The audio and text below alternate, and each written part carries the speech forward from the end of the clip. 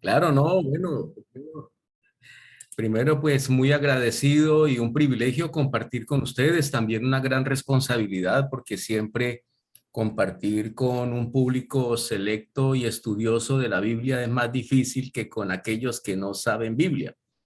Así que a lo mejor yo voy a aprender mucho más de ustedes que lo que ustedes van a aprender de mí, y lo digo con sinceridad.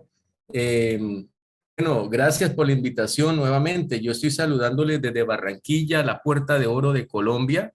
Yo trabajo aquí en la Universidad Reformada. Yo soy profesor de Biblia y Teología y también soy profesor investigador.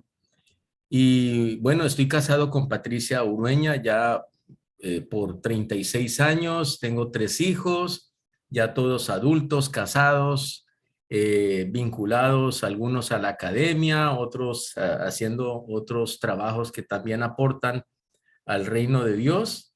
Y bueno, mi comunidad de tradición cristiana es la menonita, una comunidad surgida en el siglo XVI bajo el liderazgo del sacerdote holandés Menno Simons. Y pues nuestro énfasis está en el pacifismo y en la separación iglesia-estado, entre otros aspectos. Bien, el tema que me han encargado en el día de hoy, y para eso voy a compartir la pantalla sin más preámbulos, es acerca del conflicto de los fariseos o el conflicto con los fariseos. Entonces, voy a hacer una presentación aquí en PowerPoint, espero que la puedan ver bien, me avisan si están viéndola en este momento, si es Perfecto. perfecto para ustedes la visión. Ahí ven unas fichitas de ajedrez. A mí me gusta mucho el ajedrez y entonces esto me hace recordar justamente que los conflictos con los fariseos que tenía Jesús y también los discípulos en algunas oportunidades, es como ese juego de ajedrez, ¿verdad? Donde uno lo ponen en jaque y a veces uno no sabe para dónde mover la ficha. Y eso creo que es lo que encontramos nosotros en los evangelios principalmente.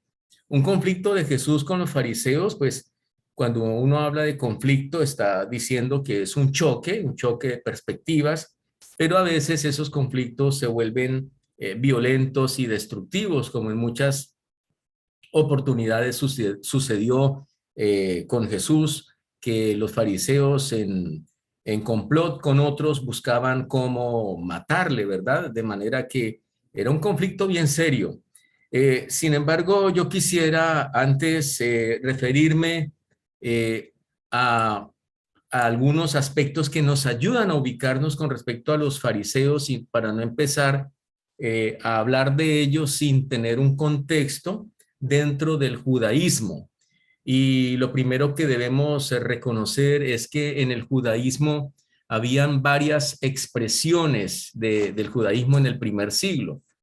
Una de esas expresiones son los Ham Haaretz, que literalmente traduce la gente de la tierra.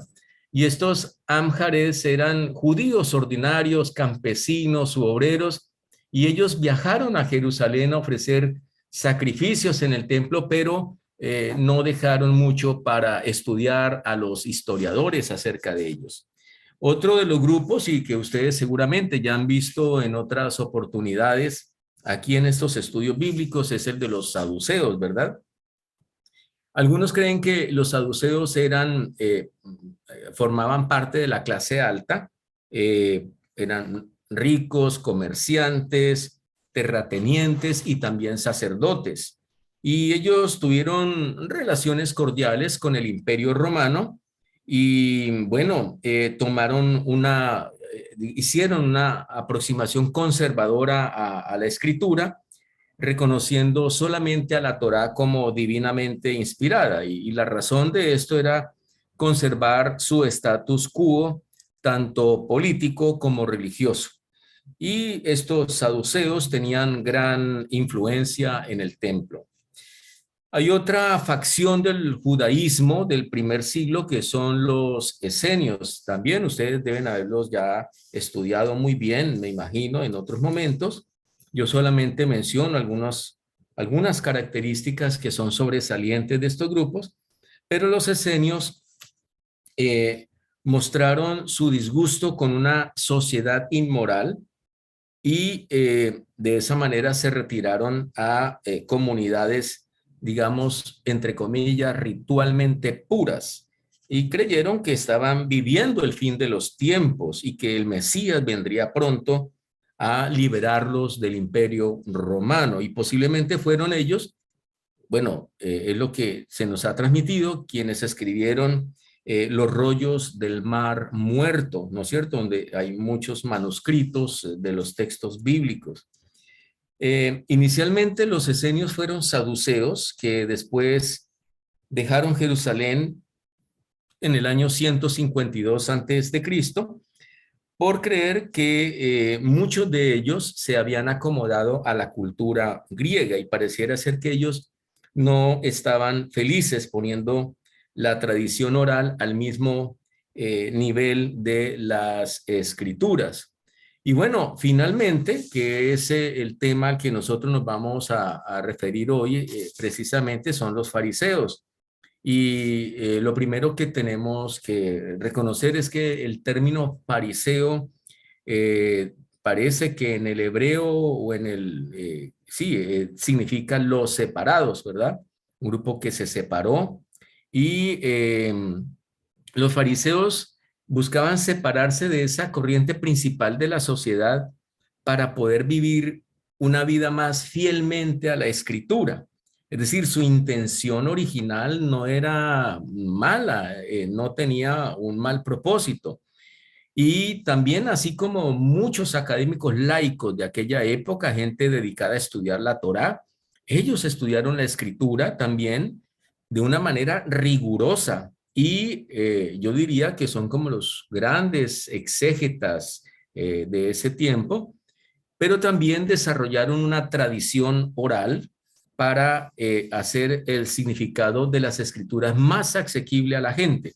Entonces, fíjense que por un lado, los fariseos tenían un buen propósito y se desarrollaron académicamente, según lo que yo he investigado y he leído, con el fin justamente de transmitir también esas enseñanzas de las escrituras de una manera que fuera mucho más práctica para la gente.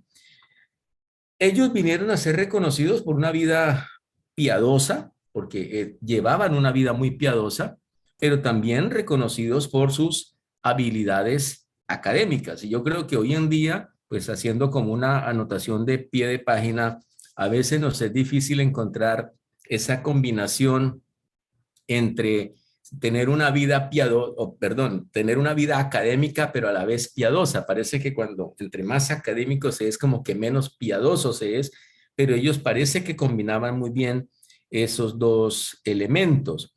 Y creyeron en la resurrección de los muertos, en cambio que era algo que los saduceos rechazaban, y también creían firmemente que los judíos ordinarios o los judíos comunes no necesitaban confiar en los sacerdotes para la expresión primaria de su religión. Aquí hay un elemento muy importante porque ya comienza a notarse que en cierto sentido los fariseos también generaban ciertas reacciones en los judíos y ellos también pues querían complacer a Dios, los fariseos, por vivir vidas santas, digamos, que era en general esa perspectiva que tenían los fariseos. Pero sucede algo en el año más o menos 70, entre los 66 y 70, y es que los judíos de Jerusalén se rebelaron contra el gobierno romano y en el año 70 los romanos destruyeron el templo de Jerusalén. Ahora, yo creo que para todos nosotros y nosotras sabemos que el templo de Jerusalén no era una capilla, no era una construcción al estilo de lo que vemos hoy en día, sino una construcción gigantesca, ¿no es cierto?, como digamos en Quito, unos 5 estadios Atahualpa, o aquí en Colombia, unos 5 estadios El Campín, allá en Bogotá. Estamos hablando de una estructura gigantesca y una estructura que tenía diferentes compartimentos y que era un sistema que excluía a personas que fueran diferentes de los judíos, pero que en la medida que se avanzaba hacia el interior del templo, a los atrios más interiores, la exclusión iba siendo mayor hasta llegar a que solamente el sumo sacerdote podía entrar al lugar santísimo. Pero el templo servía como un centro religioso, cultural, político para los judíos en Palestina. Y era el lugar donde lo que creían los judíos era el lugar donde el cielo y la tierra se encontraban, ¿no? Y a través de los sacrificios ofrecidos allí, pues la gente de Israel conservó las leyes de la Torá y sirvieron a Dios. Bueno, pero con la destrucción del templo pasó algo, y es que ustedes saben que la destrucción del templo no fue simplemente la destrucción de un edificio, era destruir la expresión de la fe que tenían los judíos. Y al creer que Dios habitaba en el templo, la destrucción del templo dejaba también a los judíos en el aire al respecto. Esa destrucción del templo llevó a que los saduceos, que ya habíamos visto anteriormente, que eran de la clase alta y tenían mucha injerencia en la política, perdieron mucho poder y también prácticamente su existencia. En cambio, los fariseos se mantuvieron por una razón primordial, y es que al ser estudiosos de la escritura, ellos lograron conservar su fe a pesar de la destrucción del templo. Y ese es un elemento, como dirían amigos en Argentina, un detalle no menor, porque fíjense ustedes cómo ese ejercicio y esa vocación de estudiar las escrituras y de conservar también la tradición oral de las escrituras, pues ayudó a que la destrucción del templo no devastara la fe de los fariseos. Y de esa manera ellos pusieron un énfasis más en un estilo de vida santo, acorde a las escrituras, y trataban de cumplir las expectativas de lo que dice el profeta Miqueas allá en el capítulo 6 al 8, ¿verdad? Donde dice, ¿qué pide Dios de ti? Hacer justicia, amar misericordia y ser humilde ante Él. Bien, eso es digamos, como para ubicarnos en la temática de los fariseos, que a veces nos vamos directamente a los textos sin conocer mucho del contexto en el que surgen los fariseos. Y otro elemento importante a tener en cuenta acá es que, mire que las fuentes sobre los fariseos no son demasiadas, aunque parecieran serlo, y una de las principales fuentes de los fariseos son los escritos del historiador judío Flavio Josefo. Flavio Josefo que vivió entre el 37 y el 100 de nuestra era, y que vivió y puso esas vivencias de los judíos y donde menciona a los fariseos en dos obras. Una es La guerra de los judíos y la otra es Antigüedades de los judíos. Ahí en esas obras, Flavio Josefo habla de los judíos, pero los comentaristas dicen pues que realmente a veces estos estudios o estas menciones históricas de Flavio Josefo sobre los fariseos no son muy objetivas por las maniobras políticas de las que él mismo participó, porque él mismo lideró las revueltas judías en Galilea en el año 66, y es crítico de los fariseos en tiempos cuando ellos interrumpieron el orden establecido. Entonces, él los define como Flavio Josefo define a los fariseos como una facción religiosa y política predominante en Palestina y una de las facciones más valiosas que apoyaban a los romanos. Otro de las fuentes que menciona a los fariseos es el Talmud. Yo creo también que ustedes han visto esto, a qué se refiere. Y el Talmud era una colección de enseñanzas orales de la Torá, y que estaba en manos de los rabinos o de los rabíes, ¿cierto? Esa Torá o ese Talmud se dividía en dos, en el Mishnah, ¿no? En el Mishnah y en el Gemara o Gemara. El Mishnah que era el primer resumen escrito de la ley oral y el Gemara que es el comentario sobre la Mishnah, escrito por los académicos rabinos. Fíjense cómo todo eso tiene una relación de la academia de aquella época en relación con los fariseos. Y por supuesto, la otra fuente en la que encontramos mencionar a los fariseos es el Nuevo Testamento. Y en el Nuevo Testamento sabemos que se describe una relación tanto de Jesús como del apóstol Pablo con los fariseos y allí aprendemos ciertas leyes que los fariseos enseñaron que deberían ser conservadas. Muy bien, pero estas son fuentes, ¿verdad? Para saber de dónde viene todo este estudio de los fariseos que nos depende solamente de lo que nos menciona el Nuevo Testamento, sino de otras fuentes. Ahora quiero hablar un poco del origen y destino de los fariseos y en ese sentido nos vamos a dar cuenta que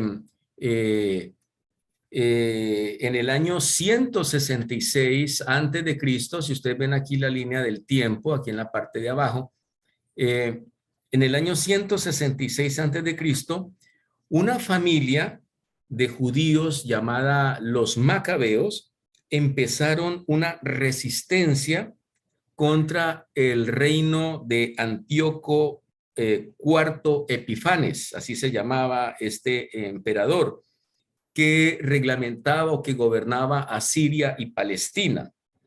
Tanto así que Antíoco IV Epifanes estableció la pena de muerte para el rito de la circuncisión y la observancia del sábado. Entonces, fíjense ustedes cómo, si nosotros nos ponemos a revisar qué significaba para los fariseos enfatizar de pronto en la circuncisión, enfatizar en la observancia del sábado, eso tenía una repercusión muy fuerte en el gobierno, ¿no es cierto? Y a tal punto también que Antíoco IV erigió un altar a Zeus en el templo de Jerusalén y animó a los gentiles, eso es lo que dicen, lo que yo he investigado, animó a los gentiles a tener relaciones sexuales con, bueno, no sé si el término es apropiado y me excusan, con prostitutas y otras mujeres dentro del templo. Y también ordenó sacrificar cerdos y animales de pezuñas hendidas en el templo y obligó a los judíos a comer su carne. Vamos entendiendo que hay un contexto muy fuerte en el cual los fariseos se están moviendo y así entonces los judíos llegaron a considerar a los fariseos como sus héroes, claro, porque destronaron y por medio de esa rebelión a Antíoco IV y se sometieron a los macabeos, los judíos, cuando ellos liberaron y limpiaron el templo en el año 164. Bueno, los herederos de los macabeos fueron los asmoneos, ¿sí? En algunas versiones aparece como con H, yo la he escrito aquí sin H, y esos asmoneos gobernaron Palestina ya como estado independiente hasta el año 63 antes de Cristo, cuando los romanos nuevamente toman a Jerusalén. Entonces, otra vez vuelve al poder los romanos en el año 63. Y los fariseos fueron en ese tiempo un partido religioso y político, en ese tiempo de los asmoneos, bajo el gobierno de una reina que era la reina Salomé. Y vinieron a ser la primera fuerza política de la región. Cuando hablamos de la región de Galilea, de la región de Samaria, de Idumea, de la costa. Lástima no haber puesto el mapa acá, pero para que, así aquí hay un mapa más adelante, ahí se ve. Y bueno, eso es lo que sucedió. Y con la entrada de los romanos al poder en el año 63 nuevamente, pues los fariseos ahí sí perdieron el poder político y continuaron. Entonces, fíjense, los fariseos ganan poder en el tiempo de los asmoneos, pero pierden el poder nuevamente cuando los romanos retoman el poder. Pero hay algo muy interesante. Cuando ellos pierden ese poder político, aún así ellos continúan con varias escuelas de pensamiento. Y las dos principales escuelas de pensamiento de los fariseos fueron la de Gilel y la de Shammai. Esas dos escuelas de pensamiento, a pesar de venir de los mismos fariseos, no concordaban siempre en la interpretación de la Torá, de la ley, ¿verdad? Lo cierto del caso es que después de la destrucción del templo, en el año 70, ya de nuestra era, los fariseos eh, fundaron una academia. Miren ustedes lo juiciosos que fueron los fariseos. Antes de hablar mal de ellos, yo quería justamente que nos centráramos en estos aspectos porque es bueno también ver algunos aspectos positivos. Fundaron una academia. Esa academia es la Academia de Yamnia y era una academia. Yamnia era como un pueblo ahí en la costa, ¿no? Si ustedes ven el mapa y lo amplían un poco ahí en sus computadores, se van a dar cuenta que Yamnia era un pueblo ahí en la costa. Ahí fundaron una academia los fariseos bajo un líder, un fariseo llamado Johanan ben Zakkai, ¿sí? Y esas historias o ese trabajo de la academia en Yamnia, lo que hacía era traer a colación esas historias que más tarde van a aparecer en el Talmud. Ya vimos que el Talmud era la colección de esas enseñanzas orales de la Torá y que estaban en manos de los rabíes. Y también definieron los escritos que deberían constituir la escritura. Fíjense usted la importancia de los fariseos en todo este tiempo y de dónde vienen, cómo aparecen, para que veamos que muchos de los aspectos que enfatizaban no necesariamente eran negativos con respecto a la tradición judía y con respecto a lo que se requería en la vida piadosa. Bueno, lo cierto del caso es que esa academia de Yamnia fue hasta el año 125, ahí deja de existir esa academia, y luego, ya que no aparece aquí en la línea del tiempo, que es mucho más adelante y se nos sale de nuestras manos, digamos, del periodo bíblico en sí, es que hay una segunda rebelión judía más adelante, entre los años 132 y 135, cuando el emperador Adriano ordenó a todos los judíos salir de Jerusalén. Y aquí es donde viene un elemento muy importante a rescatar de parte del trabajo que habían hecho los fariseos. Cuando los judíos salen de Jerusalén exiliados por el emperador Adriano, fíjense que estaban sin tierra, sin templo, ¿no? Solo tenían sus cosas y emigraron a diferentes países a través del imperio, pero lo único que tenían en sus manos eran las escrituras. ¿Quién había provisto las escrituras para que ellos permanecieran en su fe? Habían sido los fariseos, ¿verdad? Eso fue lo que les ayudó a sobrevivir. Bueno, entonces si nos vamos dando cuenta, hemos visto entonces cómo es que van apareciendo los fariseos en la escena, no aparecen como, ¿cómo se dice? Como en un paracaídas, sino que tienen un origen, tienen un propósito, vienen en una historia del judaísmo y tenían un propósito noble, diría yo. Y para terminar esta parte como positiva de los fariseos, vamos a recordar que los mismos textos bíblicos nos relatan acciones positivas o actitudes positivas de los fariseos. Miren ustedes que dentro de esas actitudes positivas, pues nosotros no podemos leer todos los textos bíblicos acá y espero que ustedes eh, gracias por su confianza de que lo que está acá está en el texto bíblico. Aquí yo he tomado más de la versión Reina Valera, pero también lo encuentran lógicamente en todas las versiones de la Biblia, en la Biblia de Jerusalén, pero no cambia en nada lo que dice, ¿cierto? Son actitudes positivas de los fariseos, como por ejemplo en Lucas 5, 17 al 26, hace mención que los fariseos venían a escuchar a Jesús. Miren ustedes, los fariseos venían a escuchar a Jesús, no, no es que todos los fariseos de una vez se opusieron a Jesús y sus enseñanzas o que no querían escucharlo. Y por ejemplo, en relación con la cura del paralítico, si ustedes recuerdan ese relato que está ahí en Lucas, ¿cierto? Lucas 5, 17 al 26, eh, ellos no dijeron Jesús es un blasfemo, más bien era la pregunta, oiga, ¿cómo es la dinámica cómo la dinámica de enseñar puede perdonar pecados? Y cuando el paralítico se levanta y camina, dice el texto que todos, o sea, eso los incluye a ellos, todos también glorificaron a Dios y tuvieron temor. Hay otro texto en Lucas 11, 37 al 41, donde los fariseos, donde se menciona que los fariseos invitaban a Jesús a sus comidas, ¿no es cierto? Ya pues en la comida es donde empieza el conflicto, pero los fariseos invitaban a Jesús a las comidas. También en Lucas 7:40 y mismo, en el mismo Lucas, Simón, el fariseo, se dirige a Jesús como maestro. Miren ustedes, o sea, lo reconocían como un maestro, ¿no?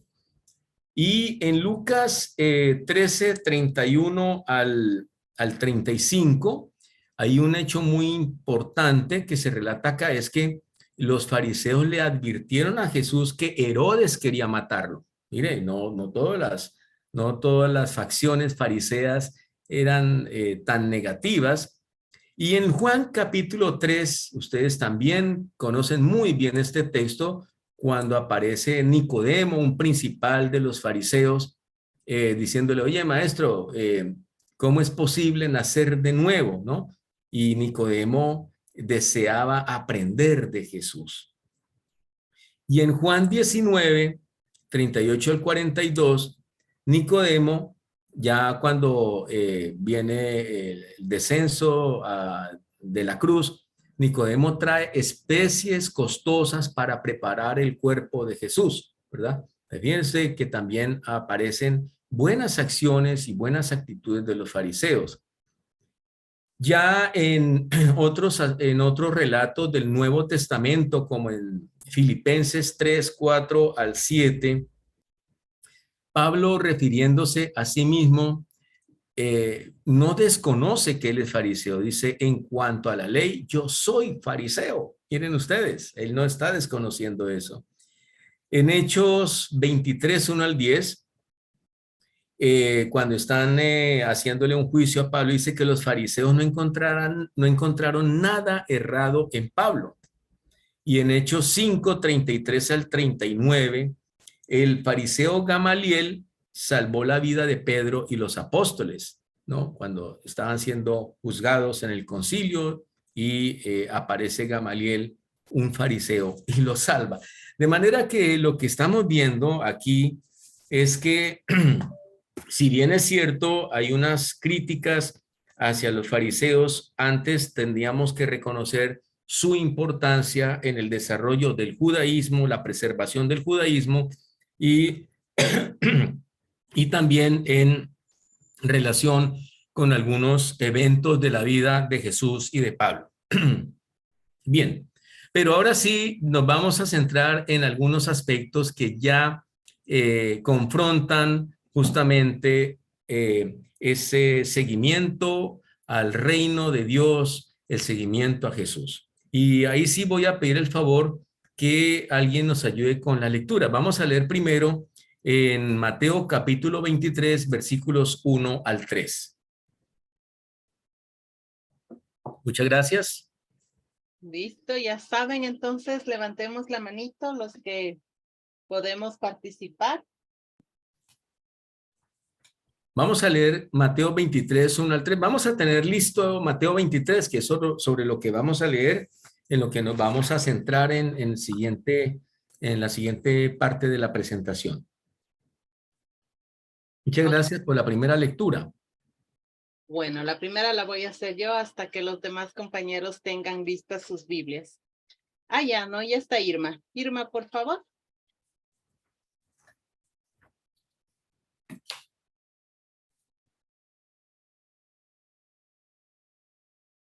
Irma.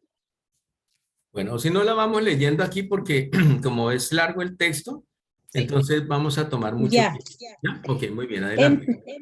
entonces Jesús habló tanto para el pueblo como para sus discípulos. Los maestros de la ley y los fariseos han ocupado el puesto que dejó Moisés. Hagan y cumplan todo lo que ellos dicen, pero no los imiten, porque ellos enseñan y no practican. Muchas gracias. Vamos a entonces a ver aquí algunas de las actitudes negativas de los fariseos y esa primera actitud que nosotros hemos identificado como hipócritas es muy claro en lo que dice el texto bíblico, ¿verdad? Y en estos versículos de Mateo 23, del 1 al 3, Jesús no critica a los fariseos por lo que enseñan. Esa no es la crítica que hace Jesús, ¿sí? Dice, sí, en la cátedra de Moisés se sientan, o sea, en la enseñanza de la ley, se sientan tanto escribas como fariseos. Así que todo lo que ellos digan, pues guárdenlo, ¿cierto? Guárdenlo y háganlo. Pero, ¿cuál era el problema? ¿Sí? ¿Cuál era el problema? Ellos estaban ocupando cargos de honor en la sinagoga, ¿no es cierto? Estaban enseñando, pero el mayor problema de los fariseos y de los escribas era ¿cuál? Valeria, por favor. ¿Cuál era el problema? No cumplen lo que enseñan. Correcto, no cumplen lo que enseñan. Es decir, en términos de hermenéuticos, digamos, no hay una aplicación del texto, no hay una apropiación en la vida de lo que enseña el texto, ¿verdad? Ahí hay un problema serio, enseñan, pero ellos mismos no vivían lo que estaban enseñando. Entonces, en afirmar las enseñanzas de los escribas y los fariseos, tenemos que reconocer que era buena la enseñanza en sí, no estaban enseñando algo que no fuera de las escrituras, ¿verdad? Y el Evangelio de Mateo tal vez lo que quiere es resaltar justamente que esas enseñanzas de los escribas y los fariseos era para darles seguridad a esos judíos cristianos. Recuerden que Mateo, entiendo yo, me disculpan si no estoy en la misma sintonía de ustedes, pero entiendo que Mateo es un evangelio muy judaizante, ¿no? Preocupado porque no se perdieran esos elementos judíos al transmitir el evangelio. Entonces, tal vez el evangelio de Mateo quería proveer seguridad a los judíos cristianos, o sea, los judíos que se habían convertido al cristianismo, de que aún seguían teniendo su relación con su tradición judía en el primer siglo y que no habían roto completamente con la fe de sus ancestros. O sea, no se requería ser cristiano y romper completamente con todo lo de sus ancestros, la fe de sus ancestros. Es interesante entonces y también es interesante ver que en las porciones de los rollos del Mar Muerto también se acusa a los fariseos de hipocresía, así como también en el Talmud. Según lo que yo investigué y leí, tanto los rollos del Mar Muerto como el Talmud los catalogan de hipócritas. ¿Por qué? Pues porque ellos ponían unos estándares de vida, unos estándares de comportamiento moral y de comportamiento religioso que era más alto de lo que realmente ellos mismos podían cumplir. Y ellos arriesgan caer rápidamente en esos estándares más que lo que otros grupos judíos hicieron. Entonces, ese es un gran problema que vivían los fariseos. Vamos a seguir leyendo entonces ahora en los siguientes versículos del 4, el versículo 4, por favor. Vale. Ya. Ajá, Sí, Mateo 23, estamos en Mateo 23. ya. Atan cargas pesadas y las echan a las espaldas de la gente, pero ellos ni con el dedo quieren moverlas. Imagínense. ¿A qué se refería entonces? ¿Cuál es el problema que se presenta acá?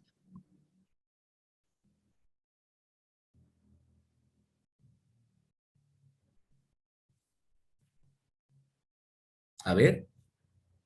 ¿Pueden participar Yolanda, Sí. Pablo, por favor? Que tienen la manito levantada, La Mayra. falta de coherencia por parte de los fariseos. Sí, claro, hay una falta de coherencia, pero sobre todo que ponen cargas que ni ellos mismos pueden llevar. Está muy relacionado con lo anterior. En el Talmud, una de las principales piezas de la tradición oral es los que dice lo siguiente. En el Talmud dice lo siguiente: reflexiona antes de juzgar. Mira tú, es una enseñanza tremenda, ¿verdad? Para nosotros también. Reflexiona antes de juzgar. Haz muchos discípulos y construye una cerca alrededor de la ley. Y esto ayudaba a la gente a cumplir los mandamientos. Y un ejemplo de esas observancias que hay acerca de la ley son las leyes sobre dietas. Por ejemplo, en Éxodo 23:19 y en el Éxodo 34:26 nos dice que no cocinarás el cabrito en la leche de su madre. O sea, era como una orientación de qué cocinar y cómo hacerlo. No cocinarás el cabrito en la leche de su madre. Ese era un ritual de sacrificio a los dioses cananitas. Fíjense ustedes, si se enfatizaba en que no se podía cocinar el cabrito en la leche de la cabra, digámoslo así, se estaba transgrediendo esta ley y eso era una carga, ¿no es cierto?, pesada de llevar de pronto para los que no tenían más que comer. O sea, tenemos que ir viendo esos aspectos. Muy bien. También vamos a leer ahora del versículo 5 al versículo 7. Pablo, ¿nos ayudas? Claro que sí. Del 5 al 7. Vosotros, en cambio, no os dejáis llamar rabí, porque uno solo es vuestro maestro, y vosotros sois todos. No, perdón, ese es el 8. No, Ya Mateo 23. 5. Todas 5 sus al obras 7. las hacen. 5 al 7. Todas sus obras las hacen para ser vistos por los hombres. Ensanchan las filacterias y alargan las olas del manto. Quieren el primer puesto en los banquetes y los primarios asientos en las sinagogas. Que se les salude en las plazas y que la gente les llame Rabí. Muchas gracias. Miren ustedes lo interesante. ¿Cuál era el problema cuál es el problema que se menciona aquí con los fariseos? Muy bien, presumidos. Presumidos, ¿verdad? Claro, presumidos. ¿Cómo se refleja, si esa palabra presumidos, cómo se expresa esa actitud presumida de los fariseos? ¿Qué era lo que hacían? Betsabe, por favor. Betsabe. Que les den las mejores lugares en las sinagogas, que les saluden con pleitesía Sí. y arrogancia. Ok. Miren ustedes que aquí hay gracias, hermana, por su participación. Aquí hay unos aspectos muy interesantes que como empieza el versículo 5, ¿verdad? Que dice, hacen todas sus obras para ser vistas por los hombres. Pues escuchen, ensanchan sus filacterias. ¿Filacteria o filacterías? ¿Cómo sería la pronunciación correcta? Filactelias. Filacterias. Ok. ¿Y qué eran las filacterias? ¿Alguien recuerda qué eran las filacterias? Que se llevan, ensanchan sus filacterias y extienden flecos de sus mantos. Padre Lauren nos explica. Yolanda, Pablo. Pablo está ahí. Yolanda, tienes abierto el Bueno, micrófono. yo Las solamente... filacterias Sí, eran adelante. las extensiones que tenían el manto en las 4 esquinas. Ajá. Bueno, según... Y una especie de bufandas, para que entendamos, o estolas, y en los extremos de las estolas pues ponían adornos para que sean más vistosos sus vestidos. Mira cómo viste y te juzgará la gente. Pues, ¿verdad? Cuidar la apariencia. Sí. Y yo creo, perdón, sí, y yo sí. creo también que era un signo de demostrar, pues, no, la presunción de ellos, que entre más adornado estaba, más grande quería ser de los demás. Ok. Entonces, en nuestra vida cotidiana también pasa lo mismo, que dentro de las iglesias, en los catequistas mismo, el que sabe más, pues quiere que más lo extiendan y que más les saluden y tratan de hacer menos a los otros. Entonces yo me imagino que esto, pues, es como un claro ejemplo de lo que los fariseos eran antiguamente y que hoy en día también hay.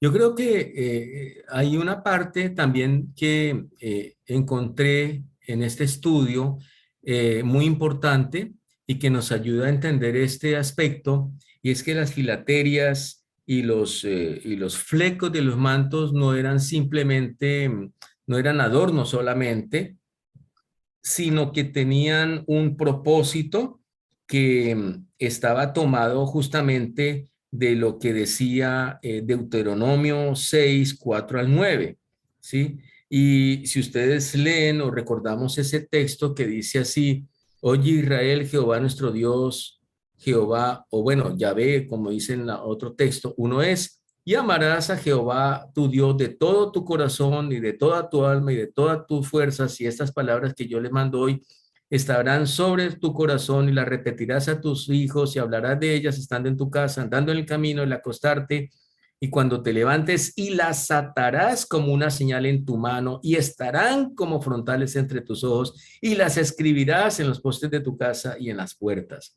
Y parece también que estas eran como unas pequeños cofrecitos que se ponían en los brazos donde incrustaban porciones escritas del texto de la Torá, ¿verdad? Y también la usaban en cintillas sobre la frente y también la usaban en sus flecos, en los mantos. Entonces era como decir, aquí yo estoy cumpliendo con lo que dice, miren, yo soy bastante estudioso de la escritura y lo que yo vivo es lo que dice la escritura.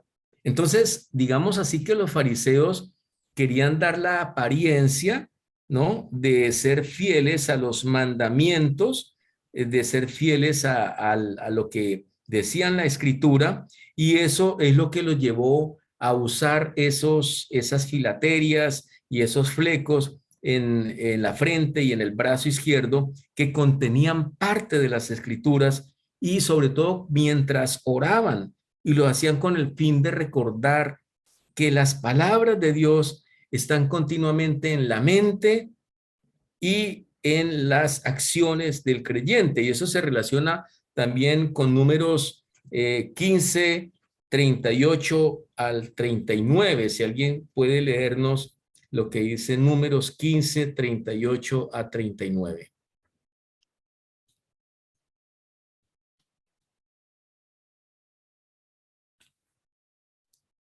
Lo leo yo entonces. Dice: habla a los hijos de Israel y diles que se hagan franjas en los bordes de sus vestidos por sus generaciones, y pongan en cada franja de los bordes un cordón de azul y os servirá de franja para que cuando los veáis os acordáis de todos los mandamientos de Jehová para ponerlos por obra y no miréis en pos de vuestro corazón y de vuestros ojos en pos de los cuales os prostituyáis. Entonces había un propósito. Entonces, ¿cuál era el problema que tenían ellos acá?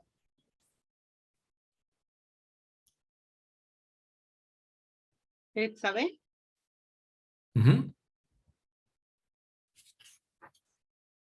¿Aló? Ya se quedaron, es que nos fuimos a la Biblia, a mí al menos me pasó eso y entiendo. Bueno, entonces yo creo que ya se dijo en parte, pero sería bueno como enfatizarlo, ¿verdad? Claro que sí. María Victoria, por favor. O Betsabe, no sé, ahí tenían abiertos los micrófonos.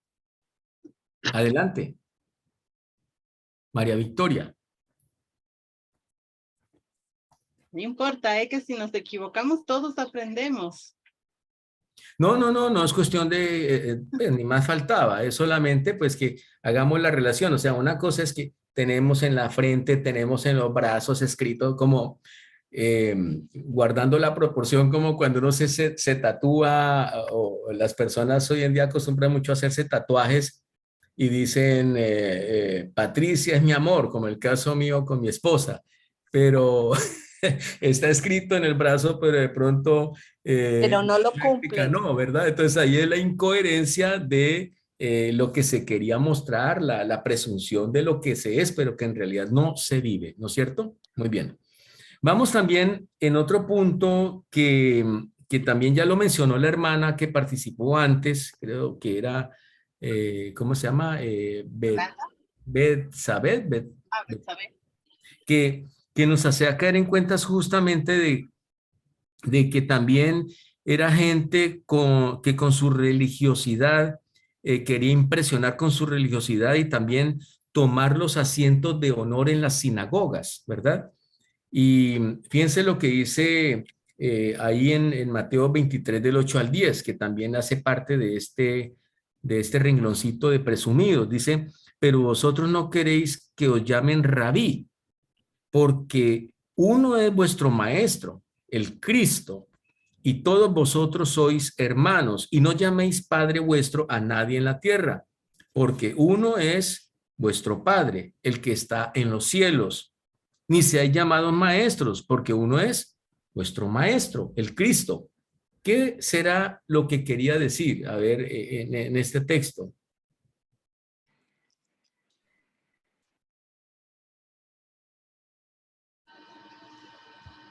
María Victoria, que tienes abierto el micrófono. Irma. Te abro, por favor. Que solamente adorar a Dios y no llamar a nadie maestro más que a Dios. Que Él se lleva la máxima reverencia. La palabra rabí literalmente significa grande, ¿verdad? Literalmente significa grande. Y era aplicado a los académicos y a los maestros. Pero ¿qué es lo que dice Jesús? O sea, en la comunidad del reino, ¿qué es lo que nos está diciendo?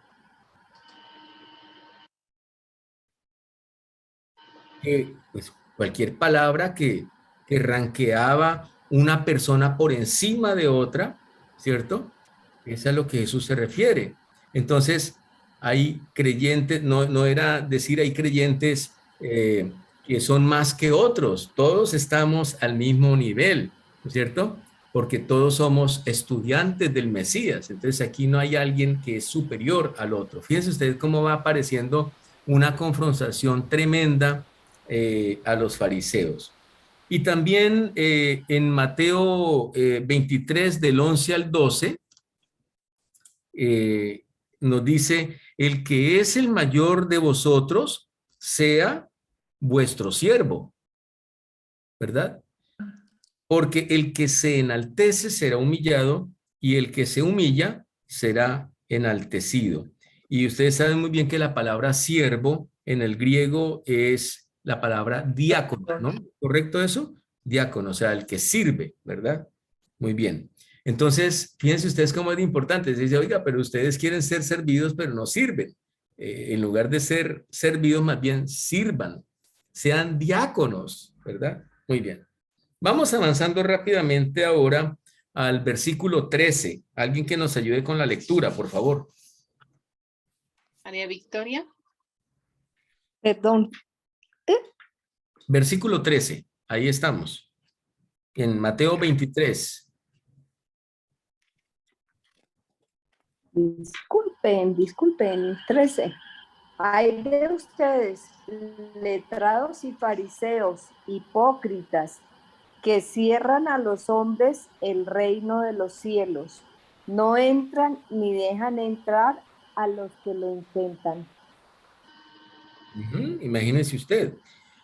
¿Por qué creen ustedes que está diciendo Jesús que ellos cierran el reino de los cielos delante de los hombres y que ni entran ellos ni dejan entrar a los que están entrando? ¿Qué era lo que pasaba entonces? Eran egoístas Ujú. y soberbios.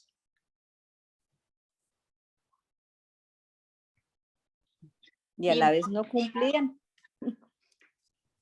¿Quiénes creían deduciendo de todo lo que estamos aprendiendo? Para los fariseos, ¿quiénes eran los que supuestamente sí entrarían en el reino de Dios? Los que cumplían la ley. Los que cumplían a rajatabla la ley. Y cumplir a rajatabla la ley como ellos lo hacían significaba ser excluyentes. ¿No es así? Sí. Excluían a otros. Sí. Y al excluir a otros, ellos creían que ellos sí eran los que ganaban el reino de Dios. Y los demás no. Entonces, fíjense ustedes cómo va apareciendo esa actitud excluyente. Y tal vez al final de esta presentación hay unas preguntas que son de aplicación, que ustedes mismos van a participar buscando aplicaciones a lo que estamos estudiando en el día de hoy, ¿verdad? Pero es indudablemente es indudablemente una confrontación que hace Jesús a la exclusividad que creían tener los fariseos con respecto a la salvación, con respecto al reino de Dios. Y eso nos habla a todos y todas, ¿verdad? Bueno, vamos al otro versículo, vamos al versículo 15. Tal vez no nos va a alcanzar la noche para leer todo esto. Lo siento que tengamos que correr así, pero bueno, vamos a irlo haciendo bien. Listo, me voy a permitir leerlo. Ajá. Hay de ustedes, maestros de la ley y fariseos hipócritas, que recorren mar y tierra para convertir a un pagano, y cuando lo convierten lo hacen merecedor el doble más que ustedes del fuego que no se apaga. ¿Cuál es el problema acá? Obvio que ellos sí están evangelizando desde su espiritualidad, ¿no? Pero hay algo que está ahí que no lo están haciendo bien, que por eso les dice que ni ellos ni a los que evangelizan. ¿Ah? Permítame, les abro. María, tienes ahí. Irma también. Pueden abrir el micrófono, compartir. Los que deseen igual vayan abriendo. César, ¿te molesta si les abro el chat también? No, por supuesto que no, adelante. Ok, entonces les abro el chat para ir compartiendo ahí también. Sí. Bueno, entonces, ¿qué decimos con respecto a esto? Que los los fariseos eran proselitistas, hacían prosélitos. Pero ¿cuál es el problema de hacer prosélitos? ¿Es malo hacer prosélitos? ¿Cuál es el problema acá?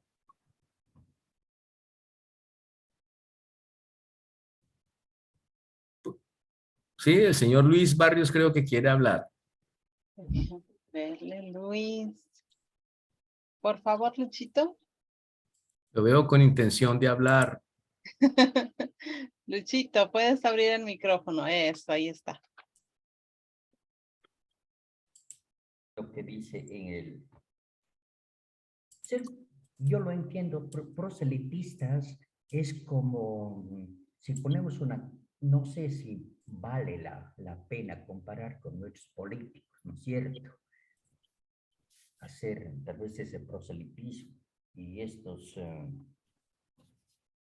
fariseos, bueno, lo actúan de esa manera para como que ellos ser como el espejo para los demás, o sea, lo que ellos hacen está bueno, ¿cierto? Sí, claro. Pero el problema entonces era, señor Luis, el problema era que estaban reproduciendo unas enseñanzas y un estilo de vida en sus prosélitos. Ya.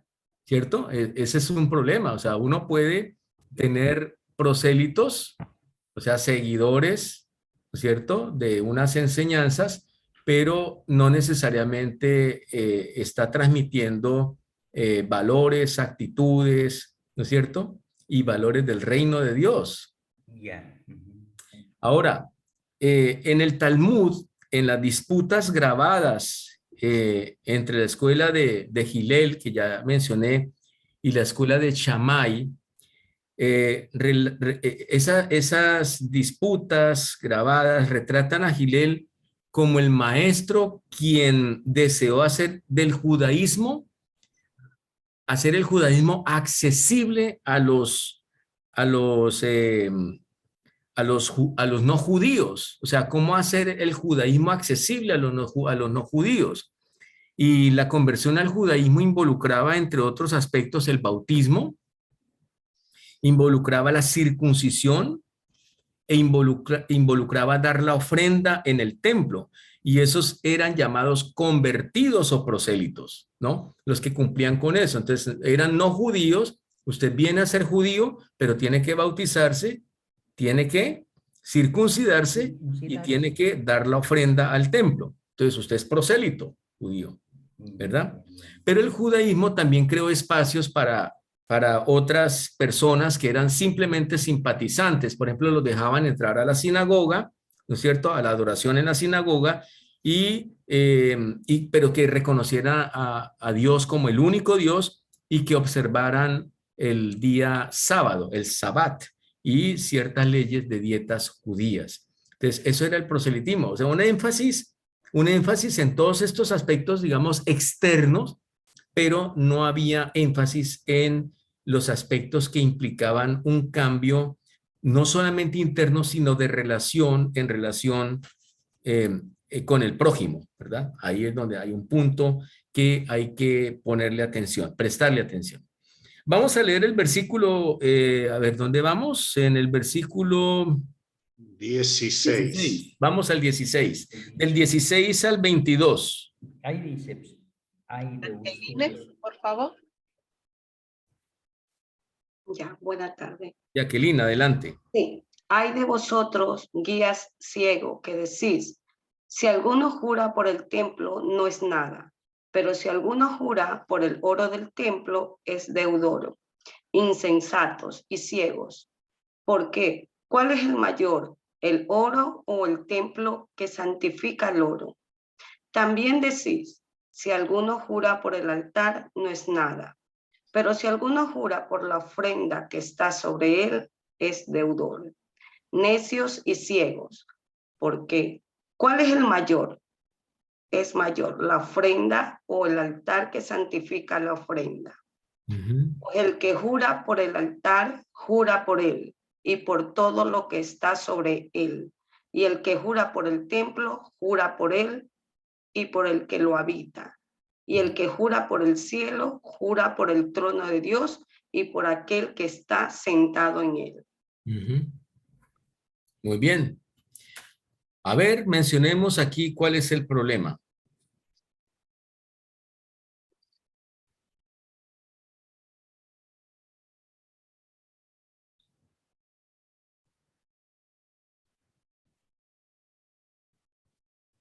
Vamos en familia todos a participar. Vamos por el chat. Voy a ver también en el Facebook. Y alcen la manito, por favor, los que tienen la cámara encendida y quieren participar. Ajá. El tratar de convencer a la gente. A ver, estamos a las Ese era el anterior.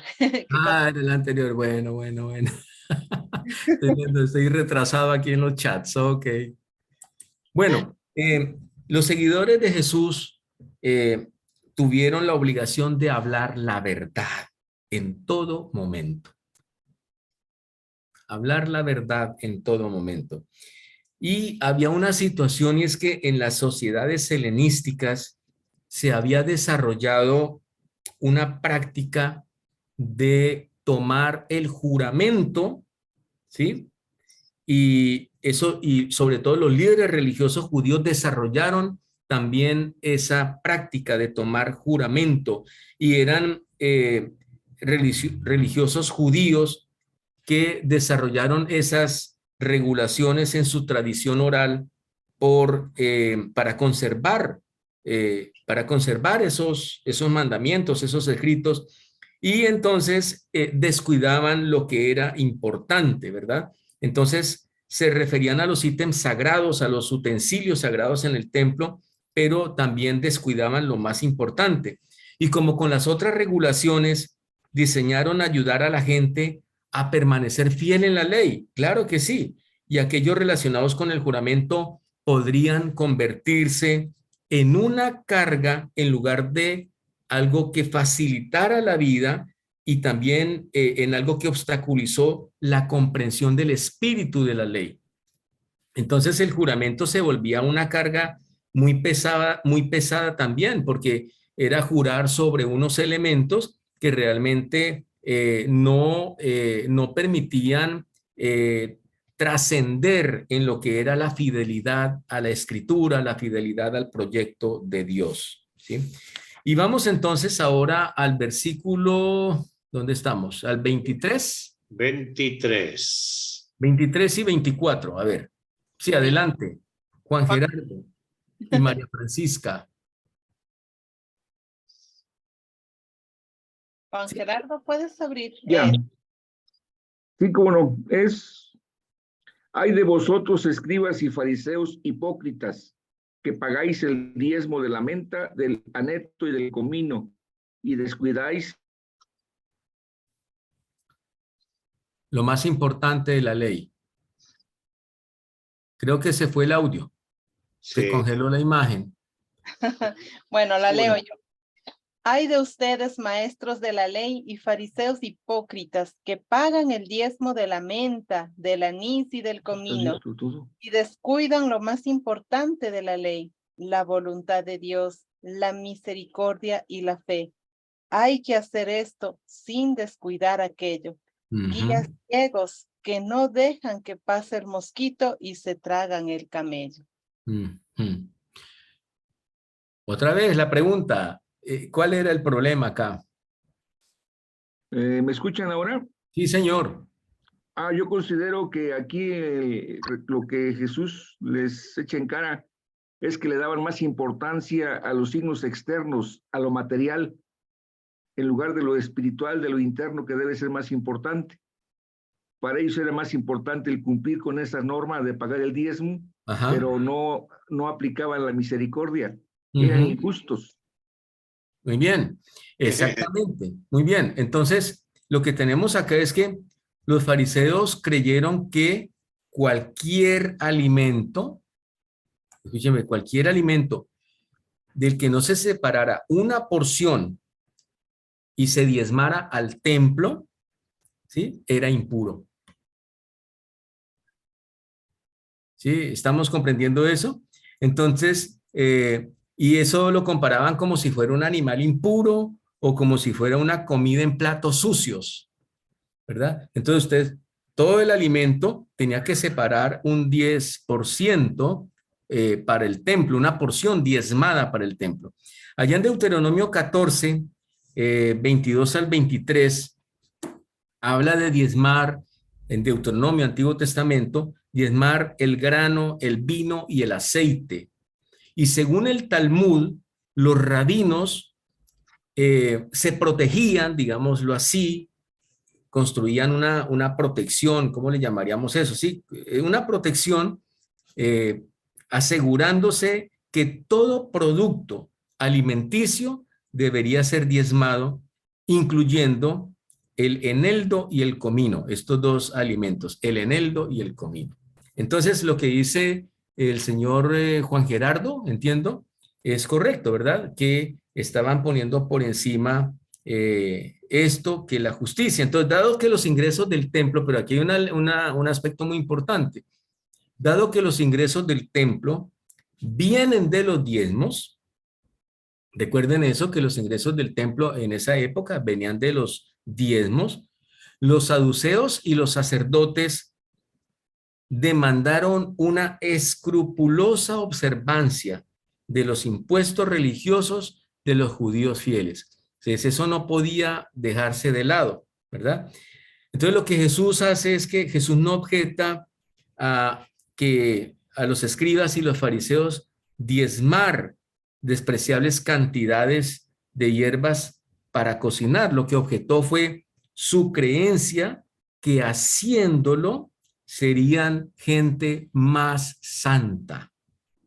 ¿Sí? Ese es un aspecto muy importante. Y lo otro es que Jesús también criticó la visión que les permitía a ellos concentrarse extremadamente sobre alimentos diezmados, pero dejar de lado la práctica de la justicia, de la misericordia y la fe en la cual la ley era sostenida, como ya lo vimos en Miqueas 6 al 8. Entonces, en lugar de ello, Jesús específicamente habla a los fariseos que ellos necesitan enfocarse en los problemas duros, pesados, significativos de la ley, pero sin descuidar los otros.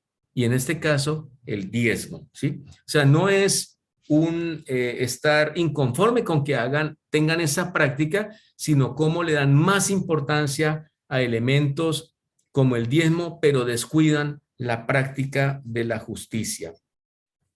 En Levítico 11, 4 al 7 y en Deuteronomio 14, 7 al 8, se prohíben específicamente el consumo de camellos. ¿Por qué? Porque tienen la pezuña, porque no tienen pezuña hundida. Pero imagínense que en Levítico 11, del 20 al 23, ¿no? Está una situación que habla de unos mosquitos, ¿no es cierto? Y que los fariseos en su celo por la pureza ritual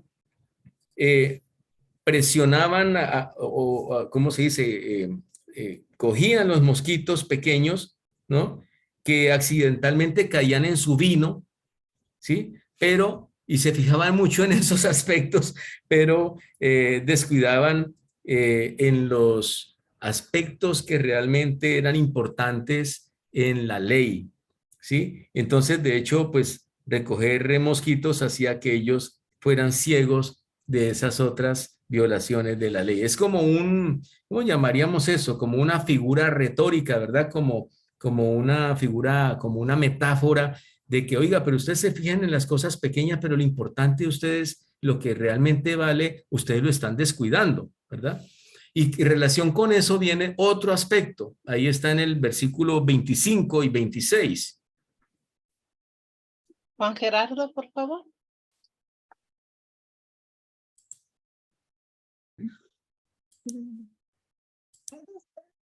Bueno, leo yo. Ay de ustedes, maestros de la ley, fariseos hipócritas. Ustedes llenan el plato y la copa con robos y violencias, y por encima echan una bendición.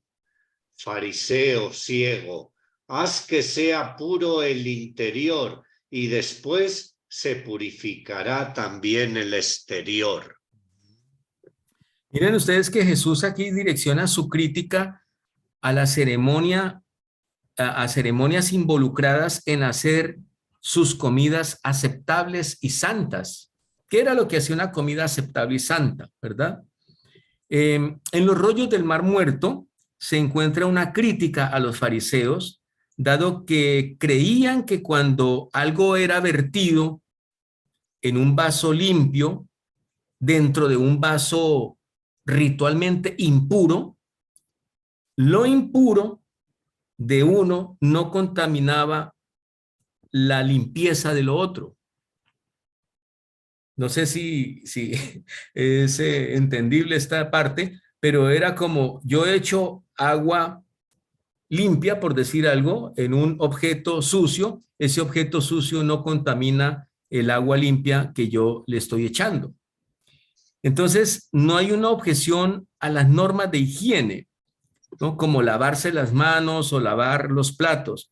Jesús, dicen los comentaristas, exagera sobre que ellos no lavan los platos, y algunos de los judíos más tempranos del Talmud tuvieron que ver con lo impuro de los artículos de vidrio y piezas de metal de las naciones gentiles. Lo que Jesús objetó fue la impureza interna de las personas. Ahí está la clave, ¿verdad? Entonces, digamos, hay que practicar la justicia. No podemos estar fijándonos en apariencias externas cuando lo que nos está pidiendo es la práctica de la justicia. Vamos a los versículos 27 y 28 y ya vamos terminando. Ok, vamos. Hay de ustedes, maestros de la ley y fariseos hipócritas, que parecen sepulcros blanqueados.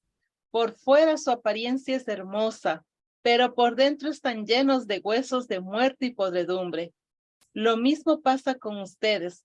Por fuera parecen justos ante los hombres, pero por dentro están llenos de hipocresía y de perversidad.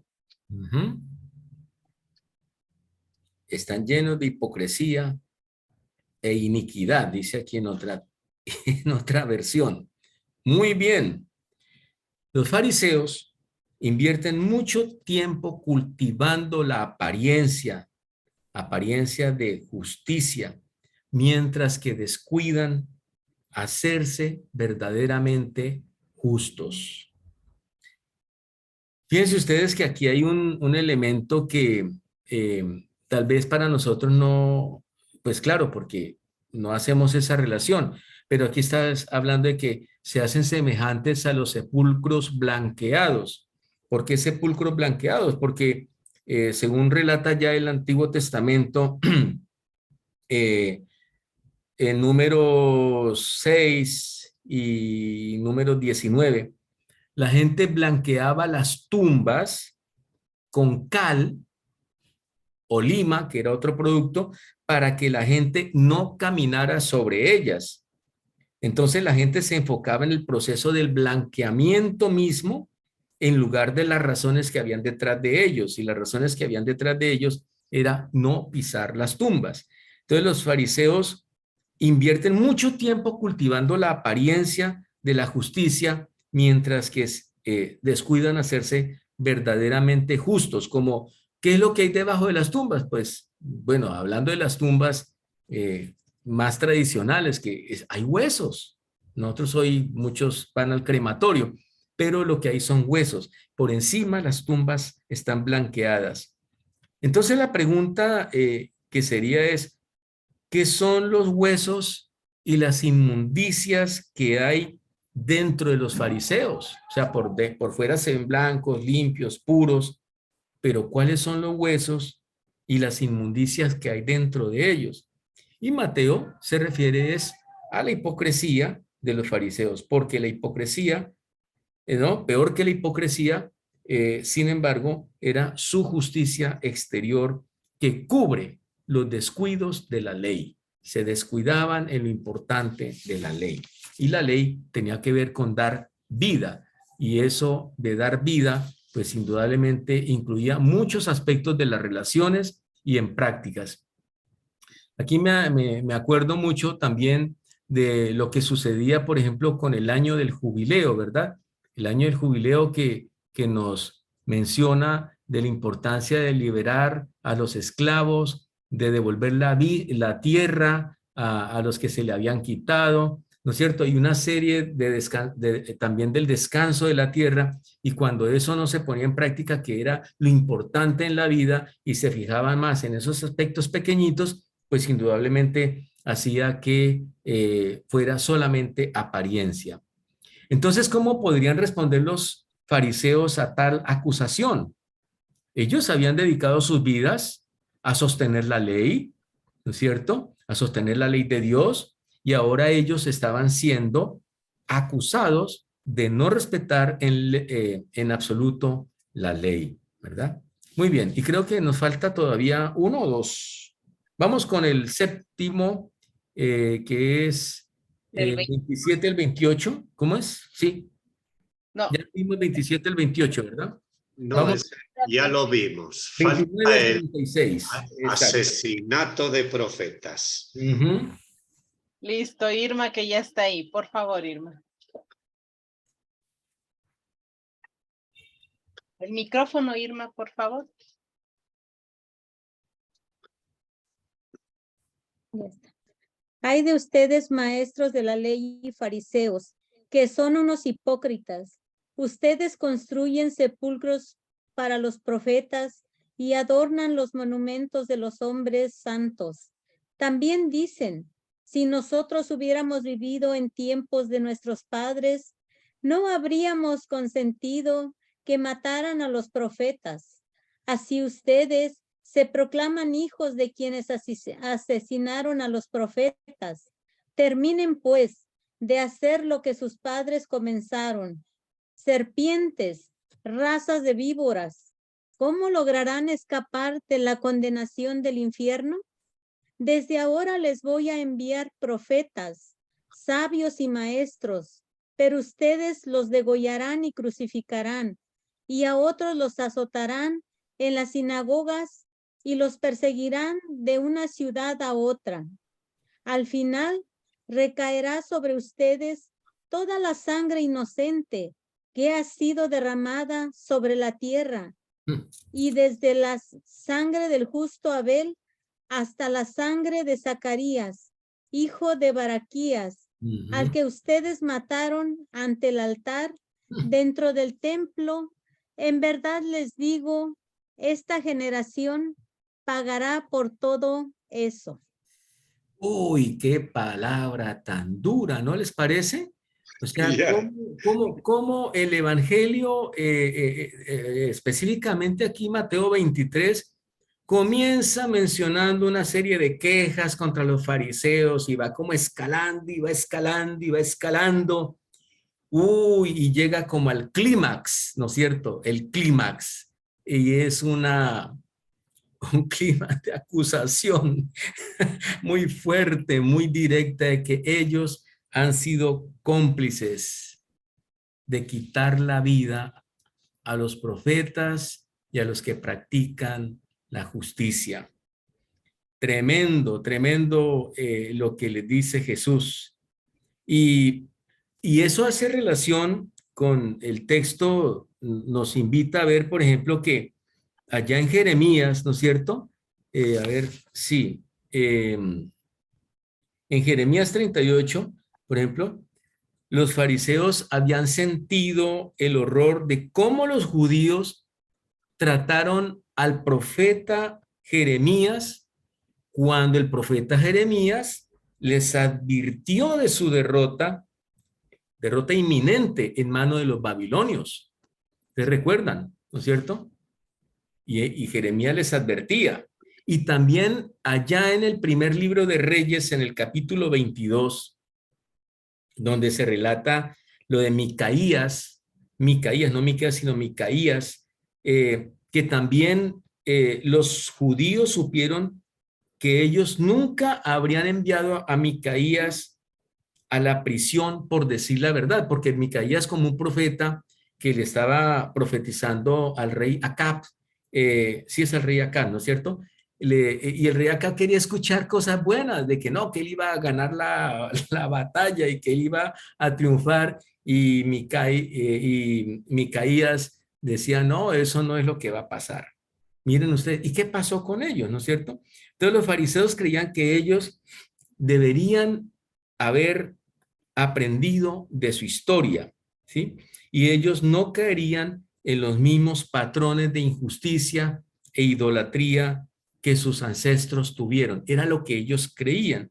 Pero cuando Jesús les hace la observación, les dice como un padre, ¿no es cierto? Que es así como dice en el texto, como hijo, acerca de la actual generación, sus oyentes probablemente se sentirían horrorizados, porque para los miembros de la iglesia primitiva, en este caso la iglesia del primer siglo, estas palabras de quienes habían sido líderes religiosos perseguidos y algunos de ellos asesinados, o sea, que habían visto el asesinato de algunos de ellos, esas palabras tocaban fuertemente sus vidas, sus casas, sus familias. Entonces los profetas se habían levantado para denunciar, ¿verdad? Los profetas se habían levantado para clamar por justicia, por restauración, por reparación. Y ahora el principal de los profetas que se había levantado, ¿quién era? Pues Jesucristo. Y observaron lo que le había pasado a Jesús. Aunque la crucifixión era una forma romana de pena de muerte, como todos sabemos, era no judía, era una forma de pena de muerte no judía, los primeros cristianos estaban ya empapados de esa hostilidad, ¿no? De una hostilidad contra los judíos. Había una hostilidad entre la iglesia y la sinagoga y sus propios sentimientos de rechazo, y quisieron culpar a los judíos por la muerte de Jesús, como bien se relata en Hechos principalmente. Dice, ustedes lo mataron. Ahí no hay una frase suave con respecto a lo que le pasó a Jesús, sino ustedes lo mataron. Entonces la referencia de ser azotados en las sinagogas puede haber reflejado lo que estaba pasando en tiempos en que el Evangelio de Mateo se estaba escribiendo o estaba tomando forma escrita. Y también en ese texto nos habla la expresión de generación de víboras, que tiene sus paralelos allá en Mateo 3:7 y en Lucas 3:7, aunque es Juan el Bautista el que usa esa expresión. Y en Lucas, él condena a todos los que tienen, a los que quieren, o todos quienes escuchan a él, comparándolo con serpientes que están huyendo de un campo que está siendo cosechado, o de un campo que está siendo quemado, ¿verdad? Y también menciona a Abel, que es la primera persona asesinada, que es lo que vemos en Génesis capítulo 4:8, y también se menciona en Hebreos 11:4. Y en el segundo libro de Reyes, capítulo 24, 18 al 22, Zacarías, el profeta, denunció la idolatría de los judíos y que el rey Joash había sido apedreado hasta la muerte, entre comillas, en la corte de la casa del Señor.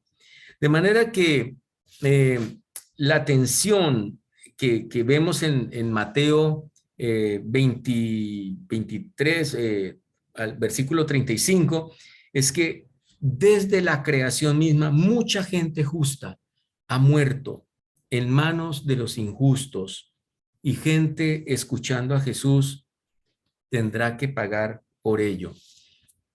Entonces, con esto, estimados amigos y amigas, hemos realizado, bueno, un estudio con lo que yo he podido transmitirles con mucho amor, con mucho cariño, que ha sido para todos y todas quienes han participado en el día de hoy de este estudio. Sé que hay muchas preguntas y tal vez no las podemos resolver, no hay mucha información, hay que irnos a investigar mucho más, pero en conclusión podemos decir que los fariseos tuvieron un propósito inicial bueno, no era malo, pero que después, con el paso del tiempo, es que fueron volviéndose guardianes de los detalles pequeños de la ley, pero no de las cosas importantes que tenían que ver con transmitir vida, con promover la vida y la justicia entre las personas. Gracias, César, de verdad.